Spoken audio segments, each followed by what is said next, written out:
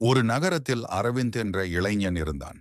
அவன் வாழ்க்கை எப்போதும் நாளைக்கு என்ற சொல்லோடு போய்க்கொண்டே இருந்தது.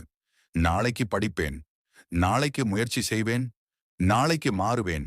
ஆனால் நாளை ஒருபோதும் வரவில்லை. ஒரு நாள் அவன் வீட்டில் இருந்த பழைய கடிகாரம் நின்று போனது. அதை பார்த்து அவன் சிரித்தான். இதுக்கும் எனக்கும் ஒரே நிலைதான் என்று. அந்த நேரம் அவன் பாட்டி சொன்னார், கடிகாரம் நின்றா சரி பண்ணலாம், ஆனா நேரம் நின்னுச்சுன்னு நினைச்சா வாழ்க்கையே நின்னுடும். அந்த வார்த்தை அவனை உலுக்கியது. அடுத்த நாளே அரவிந்த் முடிவு எடுத்தான். சிறிய விஷயம்தான், ஆனா இப்போதே 10 நிமிஷம் படிப்பு ஒன்று, வேலைக்கு விண்ணப்பம், 1 நாள் ஒழுங்கு, அவ்வளவுதான். நாட்கள் மாதங்களாக மாறின.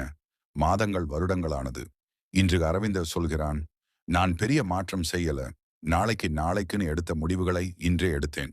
நேரம் காத்திருக்காது, சரியான நேரம் வராது. நீ செய்யற நேரமே சரியான நேரம் என்று எடுத்த ஒரு சிறிய முடிவு நாளைய பெரிய வெற்றிக்கு காரணம்.